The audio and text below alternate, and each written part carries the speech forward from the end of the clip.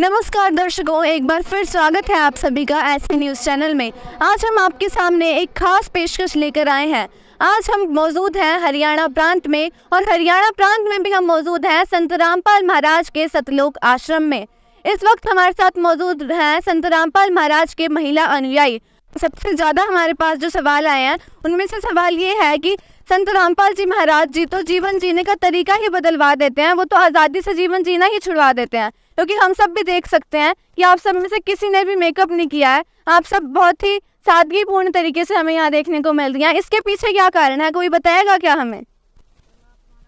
हम ऐसे भेजे, ऐसे भी रहना सिंपल माना, तो इसमें हमारा तो हम तो सुखी हैं बहुत। और हम तो पहले ने श्रृंगार करके बहुत सुखी थे।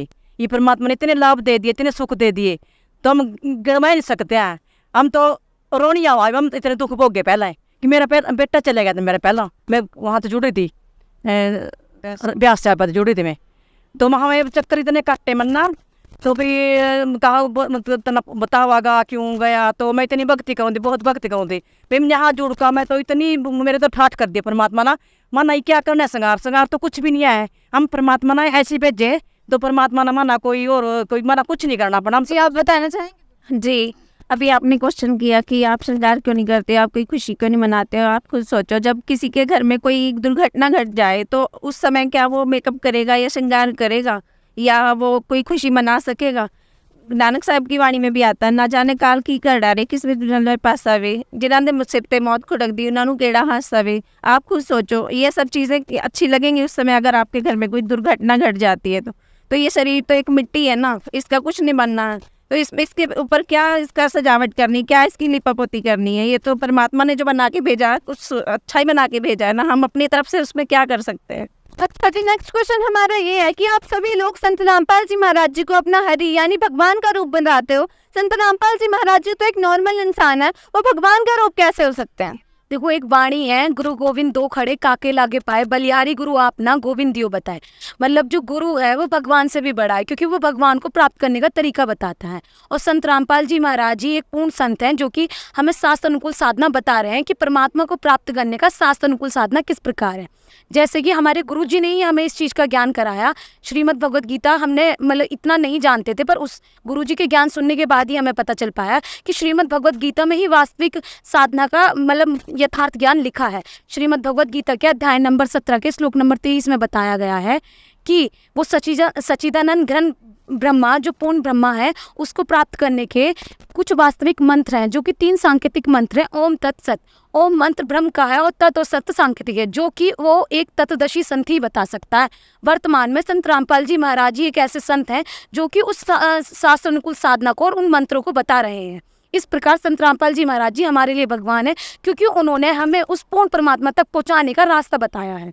हमारा आप सभी से एक और क्वेश्चन है कि आप सभी ना तो कोई बर्थडे सेलिब्रेट करते हो, ना कोई इवेंट सेलिब्रेट करते हो, ना ही एनिवर्सरी सेलिब्रेट करते हो। आप सभी तो अपना जीवन जीने का मतलब आप सभी ने खुशी मनाना ही छोड़ दिया है, कोई भी सेलिब्रेशन नहीं करते हो आप सब लोग, ऐसा क्यों? परमात्मा बताते हैं अपने सत्संग में कि नाच गाना और ये सेलिब्रेशन करना इस समय में इस सब को करने में हमारा समय भी बर्बाद होता है, हमारा जीवन भी बर्बाद होता है और पैसा भी बर्बाद होता है। परमात्मा ने हमें ये इतना सुंदर जीवन जो दिया है, हमें भक्ति करने के लिए दिया है, ना कि नाच गाने करने के लिए, मेकअप करने के लिए, घूमने फिरने के लिए, या फिर सेलिब्रेशन के लिए, बर्थडे सेलिब्रेट के लिए। इन सब चीज़ों से क्या हो जाएगा? जैसे कि अभी हमारे एक साथी ने आपको बताया कि अगर किसी के घर में कोई मौत हो जाए तो क्या वो ये सब चीज़ें कर सकता है, तो क्या हम कोई खुशी मना सकते हैं? इसी तरह हम क्या कहते हैं कि इसलिए जीवन जो है हमारा भक्ति करके बिताना चाहिए, हमें परमात्मा ये बताते हैं हमें।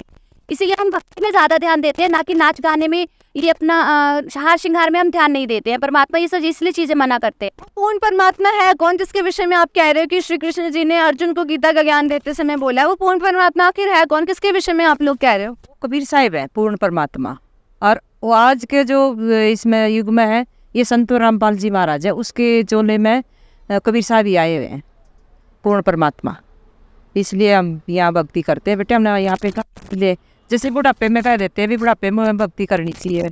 बुढ़ापा तो किसी नाम में कोई नहीं, जवान जवान तो बच्चे चले जाओ बेटे, एक्सीडेंट हमारा नहीं है। अच्छा, शाम जो त्यौहार मनाओ या जन्मदिन मनाओ, शाम तक तो पता नहीं लगता क्या हो जाए। और जो हमारे पूर्वज जो साधना करते आ रहे थे वो तो श्री कृष्ण जी को ही भगवान मानते थे, उन्हीं के आगे पूजा अर्चना करते थे। लेकिन आप सभी लोग श्री कृष्ण जी की भक्ति छुड़वा देते हो, श्री राम जी की भक्ति छुड़वा देते हो। और तो और आप सब लोग मंदिर, मस्जिद, गुरुद्वारे, जितने भी तीर्थ स्थल हैं, जितने भी धार्मिक स्थल हैं, उनमें भी जाने को मना कर देते हो। क्या वहाँ भगवान नहीं है? जी, पहली बात तो ये बिल्कुल ही गलत है कि जो संत रामपाल जी हैं कि वो श्री कृष्ण वगैरह की भक्ति छुड़वा देते हैं। हमें भी पता है कि श्री कृष्ण जी जो थे वो विष्णु जी के अवतार थे, और जो संत रामपाल जी महाराज है ये इन्हें देवी देवताओं के मंत्र बताते हैं हमें जाप करने के लिए, जो कि सही विधि है उनको उनकी साधना करने की, जो जिसमें श्री विष्णु जी और श्री शिव जी, श्री ब्रह्मा जी सब आ जाते हैं, उनके हम भक्ति करते हैं। पर लेकिन उनको भक्ति करने की सही विधि से करते हैं, इस तरीके से नहीं कि मंदिर में जाके, क्योंकि मंदिरों में भगवान नहीं है। मंदिर में ऐसी जगह में बनाए जाते हैं, तीर्थ स्थल ऐसे होते हैं जहाँ पर किसी ने बैठ के भक्ति साधना की होती है, इसलिए वहाँ का माहौल थोड़ा बदल जाता है, इसलिए किसी आम आदमी को वहाँ जाने से सुकून मिलता है। पर लेकिन ये कुछ समय के लिए ही होता है, क्योंकि वो एक भक्त का भक्ति स्थल था, तो इसलिए वहाँ पर जाने से कुछ ऐसा लाभ नहीं मिलता है। हमारे दर्शकों का एक और सवाल है कि आप सभी लोग जो आपके यहाँ शादी होती है, ये भी कहा जाता है कि आप लोग सिर्फ 17 मिनट में शादी कर देते हो। जो भी रीति रिवाज होते हैं, जो हिंदू समाज में रीति रिवाज कितने सदियों समय से चलते आ रहे हैं, आप सब लोग उनको छोड़कर सिर्फ 17 मिनट की शादी करवा देते हो, ना कोई उसमें खर्चा करवाते हो। आप लोग पैसा क्यों बचाते हो? आप सब ये सब क्यों नहीं करते हो? आपने जैसे कि बोला कि और जैसे जगत में शादियाँ होती हैं वो नाच गाना करते हैं, हमारे परमात्मा जी ने बताया है नाच गाना जो पहले होता था वो वेश्या करती थी, और आज जब बारात घर से चलती है तो बहन बेटी हमारी बारातों में नाच रही होती है, उधर लड़की वालों के यहाँ तैयारी कर रहे होते हैं, बारात आने वाली है, लेकिन वो बारात किसी हादसे में एक्सीडेंट वगैरह मर जाते हैं, तो क्या फ़ायदा उन खुशी का जो खुशी बनाए ना जा पाए। और हमारे संत रामपाल जी महाराज 17 मिनट की बिल्कुल साधारण तरीके से बिना दहेज के रेमेडी कराते हैं, जिससे गरीब माता पिता जो होते हैं दहेज नहीं दे पाते। संत रामपाल जी महाराज का एक सपना है कि दहेज मुक्त भारत हो अपना, किसी भी बेटे की शादी में न दहेज देते हैं और न किसी बेटे की शादी में वो दहेज लेते हैं। ये संत रामपाल जी महाराज का सपना है। आप बताइए, आप कुछ। जैसे कि आम लोगों की जो शादी होती है उसमें बहुत ऊंचा ऊंचा डीजे वगैरह बजाते हैं और बहुत कुछ करते हैं, तो ये एक तरीके से सोशल भी बहुत ही गलत है, क्योंकि ये जो डीजे की साउंड होती है ना, ये बहुत ही हार्मफुल होती है ह्यूमन के लिए। अगर कोई हार्ट का पेशेंट हो तो उसे तो डीजे की आवाज़ सुन के हार्ट अटैक ही आ जाए ना, तो है तो ये गलत ही ना। खुशी मनाने की जगह वहाँ पे माता मनाना शुरू हो जाएगा। तो ये सब फालतू के काम हमारे गुरुजी छुड़वा रहे हैं। ये एक परोपकार है जगत के लिए, क्योंकि इस टाइम जो बेटी के ऊपर कोई दहेज कम दे दे तो उसके ऊपर इतने वो करते हैं, उसको यातनाएं देते हैं कि वो अपना जीवन ही छोड़ देती है, वो मर जाती है। तो इससे फ़ायदा क्या है? इससे अच्छा तो आप 17 मिनट की रामायण कर लो ना। एक बाप सारी उम्र अपने जीवन में मेहनत करके एक बेटी के लिए दहेज तैयार करता है, वो सिर्फ इसीलिए करता है कि उसकी बेटी अगले घर जाके खुश रहेगी, और क्या गारंटी है कि वो दुनिया भर की चीज़ें अपनी बेटी को दे देगा और वो ससुराल में जाके खुश रहेगी। बल्कि उसको और ज़्यादा उत्पीड़न किया जाता है कि अपने बाप से ये लेकर आ, अपने घर से ये लेकर आ, और इन्हीं चीज़ों के चलते वो लड़की जो होती है वो या तो खुद सुसाइड कर लेती है या फिर उसको जला के मार दिया जाता है, या और बहुत सारी चीज़ें ऐसी हो जाती है जो दुर्घटनाएं हो जाती हैं। और उसके बाद यहीं पे सारी चीज़ें नहीं रुकती हैं। अगर वो बेटी आगे चल के अपनी गृहस्थी को बढ़ाती है तब भी उसके मायके वालों से डिमांड की जाती है, तो एक बाप सारी उम्र अपनी बेटी के लिए ही कमाता रह जाता है। इन्हीं सब चीज़ों से अपने जीवन के बारे में वो नहीं सोचता है। इसीलिए संत रामपाल जी महाराज जी कहते हैं कि इन सारी बेकार की चीज़ों को छोड़ के उस सतभक्ति को करो। हमारे दर्शकों का एक ये भी सवाल आया है कि संत रामपाल जी महाराज जी जो हैं वो उनके जितने भी अनुयायी हैं वो अंधश्रद्धा भक्ति के तहत जुड़े हैं, उनके पास कोई भी प्रमाण नहीं है, वो सिर्फ देखा देखी साधना करते आ रहे हैं। ऐसा क्या है कि आप सभी लोग जो लोग बता रहे हैं कि आप सभी अंधश्रद्धा के तहत जुड़ रहे हैं? क्या आप सभी ने कोई भी रिसर्च नहीं की जो आप संत रामपाल जी महाराज जी से ऐसे ही बिना देखे जुड़ रहे हैं? संत रामपाल जी महाराज जी के शिष्य भी काफ़ी पढ़े लिखे हैं। आजकल ऐसा नहीं है कि आज की जनरेशन काफ़ी पढ़ी लिखी है, और आजकल सोशल मीडिया का ज़माना है। आप कोई भी कहीं से भी ये सर्च कर सकता है कि जो संत रामपाल जी महाराज बता रहे हैं क्या वो सही है या गलत है। अगर उन्होंने कुछ प्रमाण दिए हैं, सबूत दिए हैं, तो आप उसको अपने कहीं पर भी यूट्यूब, गूगल कहीं पर भी सर्च करके ये देख सकते हैं कि जो उन्होंने बताया क्या वो हमारे सदग्रंथों से प्रमाणित है या नहीं है। रामपाल जी महाराज जी के जो भी अनुयायी हैं उनमें बच्चे भी आते हैं, बूढ़े भी आते हैं। जो छोटे छोटे बच्चे हैं आप उन सबको भी भक्ति की तरफ लगा देते हैं। उनको तो कोई ज्ञान नहीं है, उनको तो ये भी नहीं पता भक्ति क्या होती है। छोटे छोटे 3 साल के बच्चे भी हमने देखा है, वो भी दुपट्टा पहन के रखते हैं, मंत्र जाप करते हैं आप लोगों के द्वारा जो दिए जाते हैं, संत रामपाल जी महाराज जी जो देते हैं। तो उन सब लोगों को तो कुछ भी नहीं पता। छोटे बच्चों को क्या ज्ञान इस चीज़ का, भक्ति करनी चाहिए हमें नहीं करनी चाहिए। आप उनको भी इस जंजल में फंसा देते हो, आप उनको भी इस जाल में फंसा देते हो कि भक्ति करनी चाहिए। छोटे बच्चों को तो कम से कम आप फ्री रहने दो ना, उनको क्यों फंसा देते हो आप लोग। परमात्मा बताते हैं कि जो छोटे बच्चे हैं वो एक कच्ची मिट्टी की तरह होते हैं। इन्हें अभी से हम अगर अच्छी रास्ते पे चलाएंगे तभी जाके वो आगे चल के अच्छी चीज़ों से कनेक्ट हो पाएंगे। जैसे कि मान लीजिए अगर हम उन्हें मूवीज़ देखने देंगे, सॉन्ग सुनने देंगे, तो जो मूवीज़ और सॉन्ग्स में होता है नशे देख करना और भी बहुत सारी बुराइयां होती है, वो चीज़ वो सीखेंगे। अगर वही अपनी बचपन से वो सत्संग सुनेंगे, संत रामपाल जी महाराज द्वारा बताएगी भक्ति करेंगे, तो आगे चल के उन्हें भी पता होगा कि हमारे लिए सही क्या है। आप देखिए कि 16 से 17 साल के बच्चे आजकल स्मोक करते हैं, ड्रिंक करते हैं। आज संत रामपाल जी महाराज जी का कोई शिष्य देख लीजिए, कोई छोटे से छोटा बच्चा भी देख लीजिए, वो किसी को स्मोक करने के लिए एक माचिस की तीली भी नहीं देगा, क्योंकि उन्हें पता है कि ये चीज़ बहुत गलत है। इसीलिए हम शुरू से ही संत रामपाल जी महाराज जी की बताई गई भक्ति में अपने बच्चों को शुरू से ही लगा लेते हैं। आप किस धर्म से हैं? हिंदू धर्म से बिलोंग करते हैं हम। हिंदू धर्म में तो कहा जाता है कि औरत जो है, जो जिनकी शादी हो चुकी है, उन्हें 16 श्रृंगार करने चाहिए। लेकिन आप में से किसी ने भी यहाँ पे कोई भी मेकअप नहीं किया है, ना कोई श्रृंगार आपके फेस पे हमें देखने को मिल रहा है। तो क्या बताएंगे आपकी आपने ये सब क्यों नहीं किया है? 16 श्रृंगार तो मतलब औरत की, जो शादीशुदा जो औरत होती है उसकी एक पहचान मानी जाती है।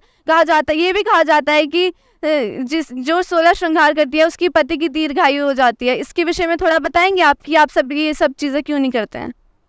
देखिए, आपने कहा कि ऐसा माना जाता है कि 16 श्रृंगार करने से पति की दीर्घायु हो जाती है, तो ऐसा कुछ नहीं है।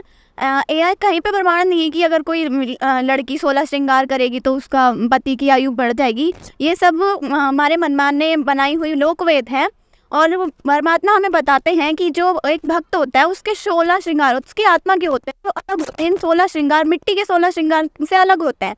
वो आत्मा के श्रृंगार होते हैं, और परमात्मा जो होता है वो आत्मा के श्रृंगार से पसंद करता है उसको, ना कि उसकी मिट्टी के श्रृंगार से। तो इसलिए हमें ज़रूरत नहीं है ऐसे कोई श्रृंगार करने की।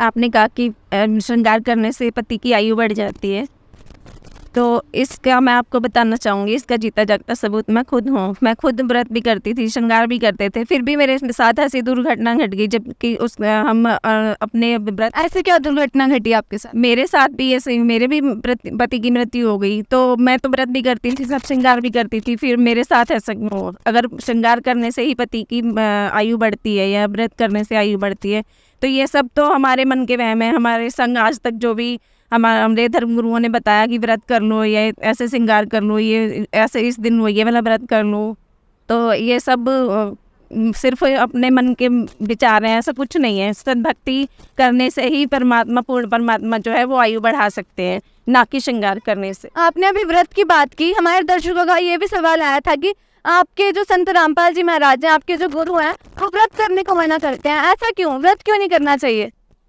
श्रीमद् भगवद गीता के अध्याय नंबर 6 श्लोक नंबर 16 में बताया गया है कि हे अर्जुन, श्री कृष्ण जी बता रहे हैं कि हे अर्जुन, कि पूर्ण परमात्मा को प्राप्ति करने के लिए ना तो ये योग अधिक खाने वाले का, ना अधिक जागने वाले का, ना कम खाने वाले का, ना अधिक सोने वाले का है, जो कि एक मनमाना आचरण माना जाएगा, जो कि शास्त्र अनुकूल नहीं है, शास्त्र विरुद्ध साधना है। तो उसी के अनुसार व्रत रखने के लिए श्रीमद् भगवद गीता में साफ मना किया गया। तो क्यों हम श्रीमद् भगवद गीता के अनुसार नहीं चलते? क्योंकि श्रीमद् भगवद गीता को हम अपने हिंदू धर्म का सबसे प्रचलित ग्रंथ मानते हैं। और क्या जो जितने भी धर्म गुरु हैं वो सब तो हमें गीता जी का ज्ञान देते हैं, गीता के पाठ भी घर घर होते रहते हैं, तो क्या उन्होंने हमें आज तक ये नहीं बताया? श्रीमद् भगवद गीता में साफ साफ लिखा है कि श्रीमद् भगवद गीता के अध्याय नंबर 16 श्लोक नंबर 23 से 24 में बताया गया है, श्री कृष्ण जी अर्जुन से बोल रहे हैं कि हे अर्जुन, जो शास्त्र विधि को त्याग कर मनमाना आचरण करता है वह ना तो सुख को प्राप्त होता है, ना परम गति को प्राप्त होता है। तो आप खुद सोचिए, अगर हम शास्त्र अनुकूल साधना करेंगे तभी हम पूर्ण मोक्ष को प्राप्त हो सकते हैं। अगर शास्त्र विरुद्ध साधना करेंगे तो हमें पूर्ण मोक्ष प्राप्त नहीं हो सकता। और जितने भी धर्म गुरु हैं वो आज के टाइम में श्रीमद् भगवद गीता को एक कथा के रूप में ले गए हैं, जिससे कि वो सिर्फ श्री कृष्ण जी की लीलाओं को जाने, उन्होंने श्रीमद् भगवद गीता के अर्थ को नहीं जाना। हम श्रीमद् भगवद गीता को मानते हैं पर श्रीमद् भगवद गीता की लिखी बातों को नहीं मानते, सिर्फ हम उसको एक कहानी के रूप में समझ रहे हैं और आज के टाइम में उसको एक कथा बना दिया गया है। जो कि श्रीमद् भगवद गीता ही एक ऐसा ग्रंथ है जो हिंदू धर्म के अनसुलझे रहस्यों को दूर कर देगा। 4 वेद तो दूर की बात जो पढ़ पाए इंसान, श्रीमद् भगवद गीता में ही ऐसे प्रमाण है जिसमें कि हर एक रहस्य को सुलझाया जा सकता है। हमने कभी गीता जी, जब हमारे जो कथावाचक है वो हमें गीता जी की जब कथा सुनाते हैं, कभी भी किसी ने गीता जी की कथा का मिलान करके देखा है कि वो जो बता रहे हैं बिल्कुल सही बता रहे हैं? संत रामपाल जी महाराज जी एक एक श्लोक, एक एक अध्याय को प्रमाण के सहित बताते हैं कि इस अध्याय में ये लिखा है और इस श्लोक में ये लिखा हुआ है। दर्शकों, वाकई में ये बात तो मानने वाली है कि संत रामपाल जी महाराज समाज सुधार में अपना बहुत बड़ा योगदान दे रहे हैं। और साथ ही इन्होंने बताया कि ये दहेज मुक्त शादियां जो है संत रामपाल जी महाराज मात्र 17 मिनट में करवा रहे हैं, जिससे काफ़ी बेटियां अब सुखी सा जीवन जी रही हैं। और भी आपके जो भी सवाल हैं वो आप हमें कमेंट बॉक्स में दीजिएगा। अब आपसे मिलते हैं अगली वीडियो में, तब तक हमें दीजिए इजाज़त। धन्यवाद आपका ऐसे न्यूज़ के साथ जुड़ने के लिए।